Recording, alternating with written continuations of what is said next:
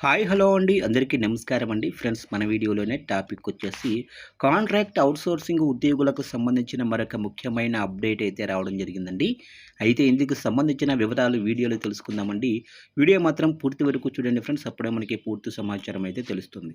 Late చేయకుండా టాపిక్‌లోకి వెళ్ళిపోదాము. ఇక టూరిజం డెవలప్‌మెంట్ కార్పొరేషన్‌లో 23 ఏళ్లుగా పనిచేస్తున్న కాంట్రాక్ట్ అవుట్‌సోర్సింగ్ ఉద్యోగ సమస్యలను వెంటనే పరిష్కరించాలని ఏఐటీయూసీ టూరిజం ఎంప్లాయీస్ యూనియన్ గౌరవ అధ్యక్షుడు మాజీ ఎమ్మెల్యే చాడా వెంకటరెడ్డి, ప్రధాన కార్యదర్శి సుబ్బు రాజమౌళి ప్రభుత్వాన్ని డిమాండ్ చేశారు. బుధవారం రవీంద్ర భారతిలో వారు మంత్రి జూపల్లి కృష్ణారావును కలిసి వినతి పత్రం అందజేశారు.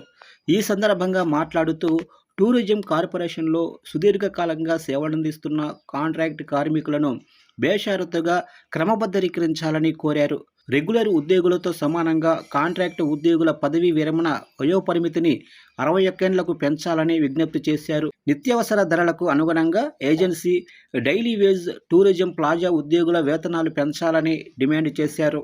ఇక దీర్ఘకాలంగా పెండింగుల్లో ఉన్న తెలంగాణ ఇంక్రిమెంటును వెంటనే మంజూరు చేయాలని, కాంట్రాక్ట్ అవుట్సోర్సింగ్ కార్మికులందరికీ ఉచిత బస్సు పాసు సౌకర్యం కల్పించాలని నేతలు కోరారు.